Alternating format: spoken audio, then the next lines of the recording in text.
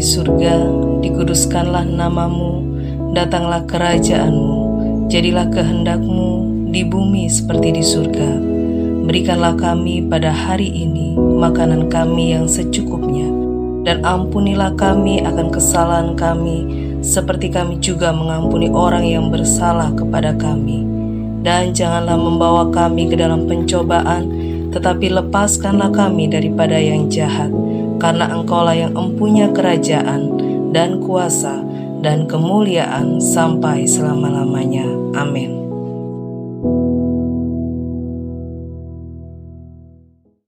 Puji nama Tuhan, selamat pagi, shalom semuanya. Saya percaya karena kita tidak punya kemampuan menambah usia kita bahkan sedetik pun, maka ketika Tuhan memberi kepada kita satu hari yang baru untuk kita jalani, kita patut bersyukur kepada Tuhan. Tuhan luar biasa.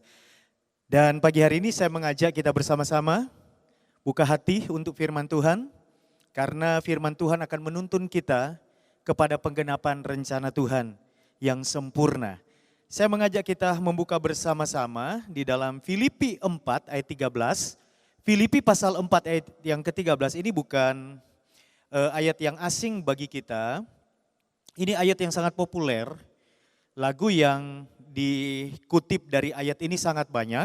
Dan yang terakhir mungkin yang sering kita nyanyikan. Segala perkara dapat ku tanggung di dalam Dia, dan seterusnya. Saya akan membacakannya. Demikian bunyi firman Tuhan, Filipi 4 ayat 13. Segala perkara dapat ku tanggung di dalam Dia yang memberi kekuatan kepadaku. Boleh sekali lagi kita bersama-sama membacanya, 2, 3. Segala perkara dapat ku tanggung di dalam Dia yang memberi kekuatan kepadaku. Bapak Ibu yang dikasihi oleh Tuhan, pagi hari ini saya akan menyampaikan sharing renungan firman Tuhan dengan judul Kuat di dalam Tuhan. Ya, saudara, ketika kita merencanakan untuk mungkin membangun rumah kita atau membangun sebuah gedung untuk bisnis kita, maka kita tidak akan hanya fokus kepada desain, model dari rumah atau gedung atau bangunan itu, walaupun itu sangat penting supaya kelihatan elegan, tetapi lebih daripada itu kita menginginkan bangunan yang bagus, bangunan yang elegan, tetapi juga kuat sehingga segala sesuatu penunjang bagaimana bangunan itu dapat tegak berdiri bertahan di segala keadaan, itu diperhatikan dari pondasinya dan lain sebagainya. Karena kita kepengen memiliki rumah yang kuat seperti itu. Hal yang lain ketika kita membeli sesuatu, misalnya kita beli sepatu, beli baju, beli tas dan lain sebagainya. Memang model itu sangat kita perhatikan, sangat menarik untuk membeli sesuatu ketika kita melihat modelnya itu sangat bagus. Tetapi ketika kita hendak membelinya, maka saya percaya kita bukan cuma terpaku pada yang penting modelnya, begitu kan? Apalagi ketika benda atau barang yang kita beli itu harganya lumayan tinggi. Kita akan mulai meneliti melihat kualitas dari barang yang akan kita beli. Dan kita pasti akan memilih yang kuat, yang tahan lama, yang awet. Saudara, begitu juga dengan Tuhan.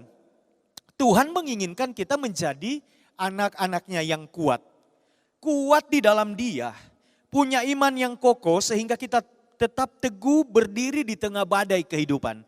Itu yang menjadi kerinduan Tuhan dalam hidup kita. Kita menjadi anak-anak Tuhan yang kuat, kita menjadi hamba-hamba Tuhan yang kuat, kita menjadi orang Kristen yang kuat. Tetapi masalahnya adalah begini, banyak orang Kristen secara posisi dia kuat. Mungkin dia sebagai seorang leader, dia seorang pemimpin secara posisi di gereja mungkin dan seterusnya. Atau mungkin secara jabatan, ya kan? Secara fisik kuat kelihatannya. Dari posisi, dari hal-hal lahiriah, dari hal-hal yang kasat mata kelihatan, orang Kristen itu kuat. Tetapi belajar dari Simpson, kita tahu ceritanya. Seorang nazir Allah, memiliki pengurapan, dia punya kekuatan. Dapat mengalahkan singa beruang dengan tangan kosong. Kemudian dia dapat mengalahkan ratusan tentara Filistin yang bersenjata. Hanya seorang diri. Dia punya kekuatan, dia punya posisi, ya kan? Tetapi dia lemah dalam mengalahkan dirinya sendiri. Ada begitu banyak orang yang dapat mengalahkan musuh-musuh yang ada di luar dirinya. Tetapi tidak mampu mengalahkan musuh yang ada di dalam dirinya sendiri. Tidak mampu menguasai dirinya sendiri. Tuhan kepengen kita kuat di dalam Dia. Sebab itu firman Tuhan tadi mengatakan segala perkara dapat kutanggung di dalam Dia yang memberi kekuatan kepadaku. Tuhan kasih kita kekuatan. Untuk apa? Supaya kita kuat di dalam menghadapi banyak hal, segala perkara yang terjadi dalam kehidupan kita. Yang Tuhan kehendaki adalah kita menjadi seperti dirinya sendiri. Seperti Yesus. Ada satu kutipan ayat yang sangat bagus menggambarkan bagaimana Tuhan Yesus bertumbuh dan berkembang secara manusia. Di dalam Lukas pasal 2 ayat 40 dikatakan, anak itu bertambah besar dan menjadi kuat, penuh hikmat, dan kasih karunia Allah ada padanya. Jadi di sini saya melihat ada sebuah keseimbangan yang luar biasa. Kuat di dalam dan juga kuat di luar seperti itu. Nah saudara yang dikasih oleh Tuhan, ciri-ciri orang Kristen yang kuat itu seperti apa? Ciri-ciri anak Tuhan yang kuat di dalam Tuhan itu seperti apa? Yang pertama saya menyampaikan 3 poin pagi hari ini. Orang yang kuat di dalam Tuhan itu adalah orang yang mampu mengatasi kegagalan. Yang dikatakan kuat itu adalah orang yang mampu mengatasi kegagalan. Itu yang pertama. Perjalanan hidup mengajar kita bahwa kegagalan dan keberhasilan itu kadang berjalan seperti 2 sisi mata uang. Silih berganti itu terjadi dalam kehidupan kita. Dan ketika kita sedang berhasil, tentu kita akan happy, kita bahagia. Tetapi bagaimana kalau kita gagal? Saya tahu situasi di mana kita berada hari ini. C19, COVID-19 telah membawa begitu banyak kegagalan di dalam kehidupan banyak orang. Ada perhitungan dagang yang meleset, gagal. Spekulasi yang salah, gagal. Investasi yang tidak tepat atau mungkin pada awalnya tepat. Ketika situasi berkembang di luar kendali, investasi menjadi gagal. Ada begitu banyak kegagalan. Bagaimana kita bisa mengatasi kegagalan ini? Bagaimana kita bisa mengatasinya? Kita akan mampu mengatasi kegagalan demi kegagalan yang terjadi dalam hidup kita kalau kita tinggal di dalam Dia. Karena firman Tuhan jelas mengatakan segala perkara itu dapat ditanggung di dalam Dia, di dalam Tuhan yang memberi kekuatan kepada kita. Saudaraku, kegagalan bagi orang yang di luar Tuhan, kegagalan bagi orang yang tidak mengenal Tuhan, kegagalan bagi orang yang tidak di dalam Tuhan, itu dapat berarti dunia gelap, dunia runtuh, semua sudah berakhir, tamat riwayatnya, hancur dan lain sebagainya. Tetapi kita lain, kita ada di dalam Dia.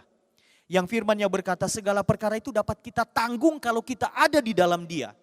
Kegagalan yang mungkin terjadi hari ini sebab akibat dari situasi dan kondisi karena COVID, itu tidak akan melemahkan dan menghancurkan hidup kita. Justru di dalam Dia mungkin dari kegagalan itu kita dapat belajar bahwa kegagalan itu adalah dinamika kehidupan. Sesuatu yang biasa terjadi dalam hidup kita.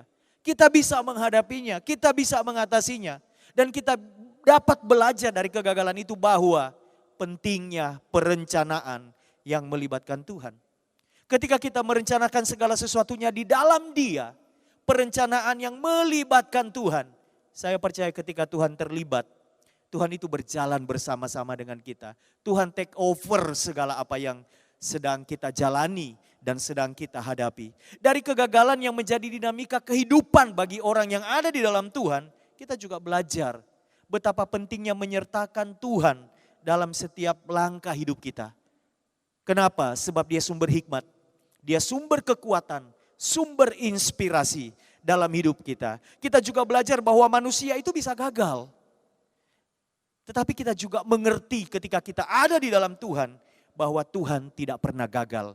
Oleh sebab itu, manusia yang bisa gagal perlu tinggal di dalam Tuhan yang tidak pernah gagal, maka bersama dengan Tuhan kita cakap menanggung segala perkara. Sehingga segala perkara dapat kita tanggung di dalam Dia yang memberi kekuatan kepada kita. Kita bisa memulainya lagi bersama dengan Tuhan kalau toh hari ini ada kegagalan di dalam hidup kita. Jadi orang yang kuat yang pertama adalah orang yang bisa mengatasi kegagalan dalam hidupnya dengan ketenangan, dengan tetap bersandar kepada Tuhan, dengan hidup yang terus berpengharapan di dalam Tuhan. Saya selalu mengatakan di dalam beberapa kesempatan bahwa selama kita punya kesempatan untuk beribadah, selama kita masih punya kesempatan untuk mendengarkan firman Tuhan, itu artinya kita masih punya kesempatan untuk memulai sesuatu yang baru bersama dengan Tuhan. Kita masih punya kesempatan untuk memulai lagi bersama dengan Tuhan. Kita punya kesempatan untuk dipulihkan. Kita punya kesempatan untuk mendapatkan hikmat dan tuntunan. Sebab firman itu sumber hikmat. Firman itu sumber kekuatan. Dan kalau kita punya kesempatan mendengarkannya, dengarkan orang-orang yang mungkin sedang terpuruk karena ada beberapa hal yang gagal dalam kehidupanmu. Dengarkan ketika engkau masih punya kesempatan untuk mendengarkan firman Tuhan, Tuhan masih mampu memulihkan keadaanmu. Engkau masih bisa memulai sesuatu yang baru bersama dengan Tuhan dalam tuntunan Tuhan. Mungkin hari ini kita sempat mengalami kegagalan karena situasi dan kondisi di luar kendali kita. Tetapi kalau kita tetap di dalam Dia, besok kita melihat tangannya terulur. Dia setting semuanya untuk mendatangkan kebaikan bagi orang-orang yang percaya kepadanya. Bagi orang-orang yang tinggal di dalam Dia. Jadi orang yang kuat adalah orang yang dapat mengatasi kegagalan. Jadi hari ini tetaplah kuat di dalam kekuatan Tuhan. Tetaplah tinggal di dalam Dia.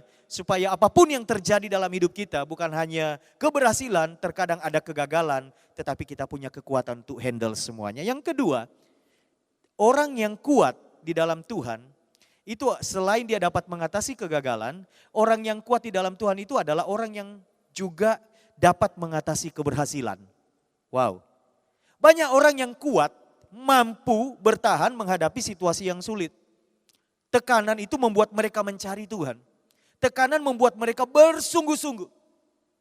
Kuat ketika dalam tekanan, dalam kegagalan. Tetapi banyak orang yang tidak mampu atau gagal menghadapi keberhasilan.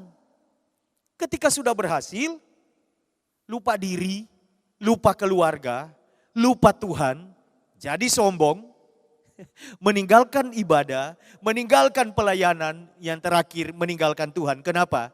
Karena merasa, karena sudah berhasil, tanpa Tuhan dia bisa running. Tanpa Tuhan dia bisa kok menjalankan semuanya. Saudara-saudaraku yang dikasihi oleh Tuhan. Orang yang kuat bukan hanya dia bisa mengatasi kegagalan. Tetapi dia juga dapat mengatasi keberhasilan. Dapat mengendalikan dirinya ketika dia berada bahkan di puncak keberhasilan. Bahwa Tuhan yang membawa dia ke sana. Sehingga keberhasilan itu tidak membawa dia melakukan hal yang membabi buta, saudara. Ketika keberhasilan mampu membuat kita membeli apa saja. Jangan pernah berpikir karena kita orang berhasil, kita dapat membeli segalanya dengan uang. Karena pada kenyataannya ada begitu banyak hal yang tidak bisa kita beli dengan uang. Saudara, kita memang perlu uang, tetapi tidak semuanya bisa kita beli dengan uang. Kadang orang kalau sudah berhasil dia berpikir semua bisa diganti dengan uang. Semua bisa dibeli dengan uang. Kesetiaan kepada Tuhan, hormat kepada Tuhan, ketaatan kepada Tuhan, beribadah kepada Tuhan, melayani Tuhan. Yang penting kan uang saya, yang penting kan uang saya. Semuanya bisa diganti dengan uang. Saudara yang dikasihi oleh Tuhan, orang yang kuat, dia akan tetap rendah hati ketika dia mengalami keberhasilan. Dia akan tetap mengakui bahwa karena Tuhanlah dia ada di posisi di mana dia berada sekarang ini. Jadi bukan hanya kuat dalam mengatasi kegagalan, tapi orang yang kuat di dalam Tuhan itu juga kuat dalam mengatasi keberhasilan. Sehingga keberhasilan yang dia capai membawa dia tetap rendah hati, tetap fokus kepada panggilannya di dalam Tuhan, dan tetap menjadi berkat dan hidupnya memuliakan nama Tuhan. Ketika keberhasilan mampu membuat kita berjalan kemana saja. Hati-hati saudara. Dulu enggak punya kendaraan, ibadah, ya kan? Setelah punya kendaraan, hari minggu dipakai ngelencer.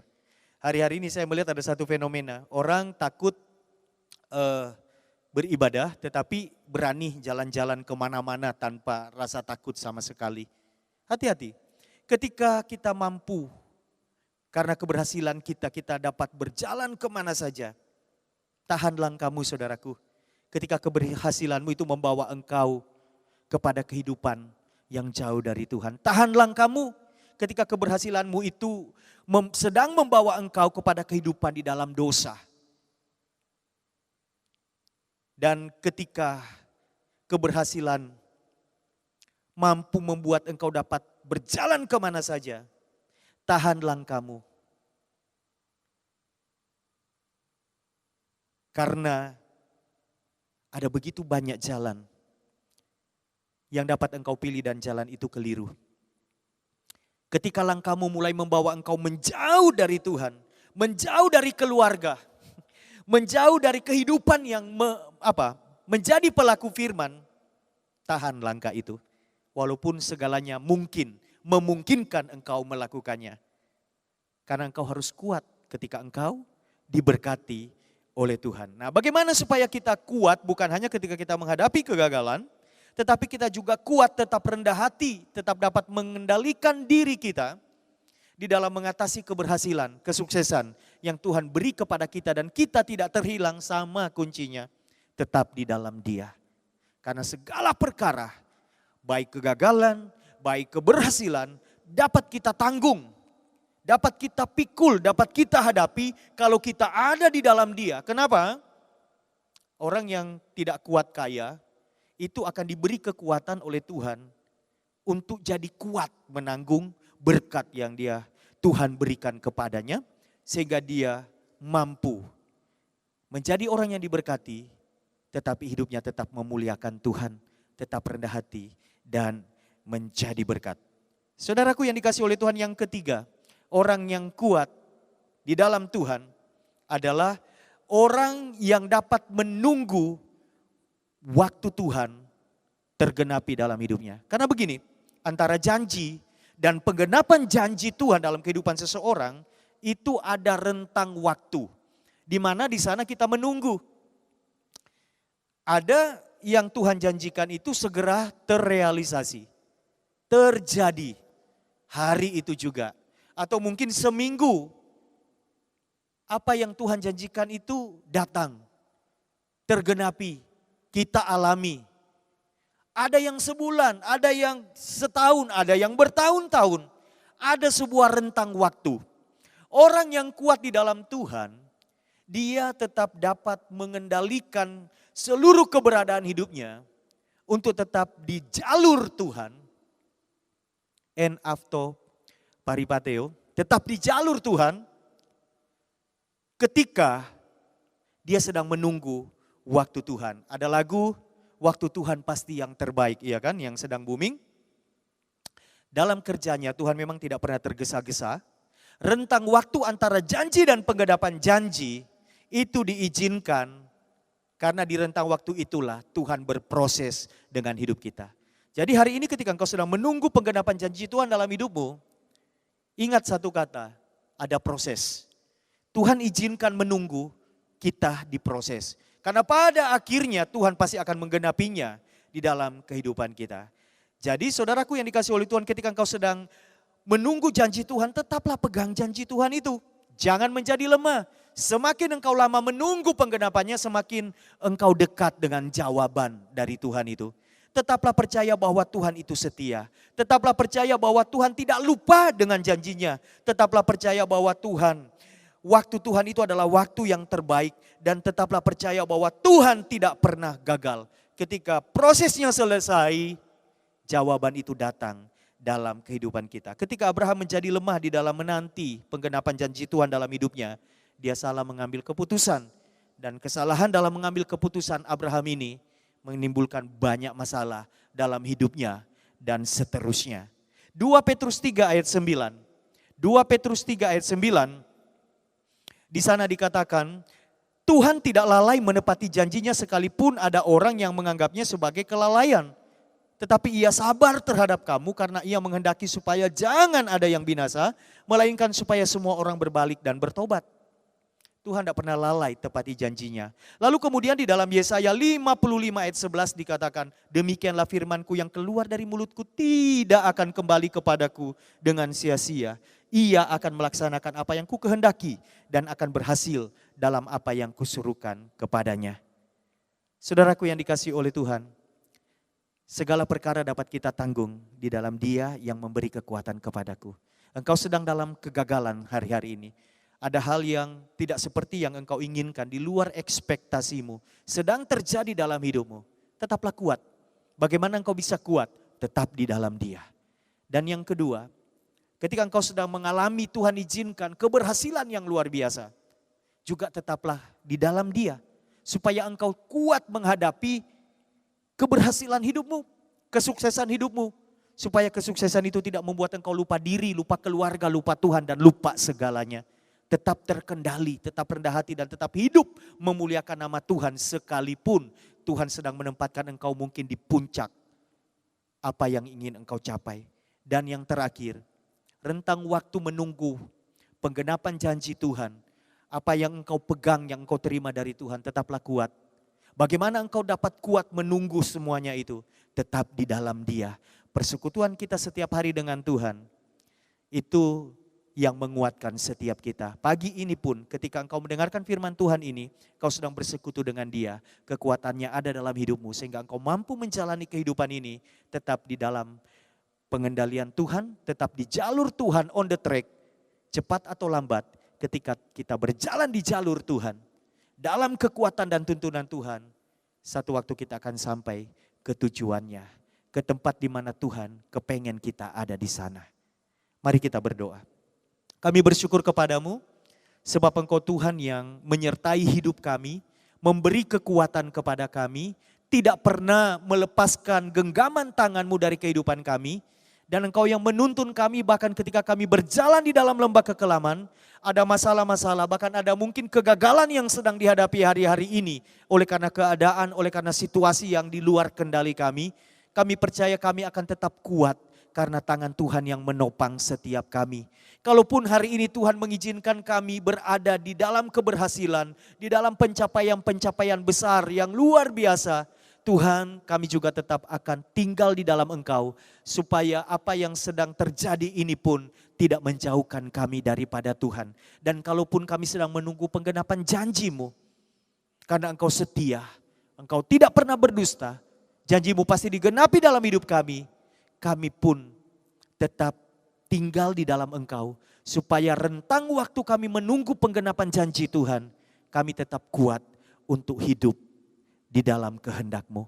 Berkati setiap umat-Mu yang sudah mendengarkan firman-Mu, berkati keluarga mereka, berkati usaha pekerjaan mereka, yang sedang bergumul untuk usaha pekerjaan mereka, Tuhan hikmat-Mu turun atas mereka. Engkau yang memberitahu apa yang harus mereka lakukan, apa yang harus mereka putuskan, Engkau ada bersama dengan mereka. Engkau kekuatan kami, pegang tangan kami Tuhan, sebab kami tidak dapat berjalan di luar kehendak-Mu. Terima kasih Tuhan, Bapa-Mu selesai berbicara, firman-Mu mengajar kami untuk kami tetap tinggal di dalam Engkau, maka kami akan mengalami kemenangan-kemenangan besar, sebab ada kekuatan ilahi yang memampukan kami menghadapi segala situasi di dalam kehidupan kami. Di dalam berkat nama Bapa, Anak dan Roh Kudus, dalam nama Tuhan Yesus Kristus, kami sudah berdoa dan kami siap menjalani hari ini bersama dengan Tuhan. Haleluya. Mari sama-sama kita katakan, amin. Tuhan memberkati.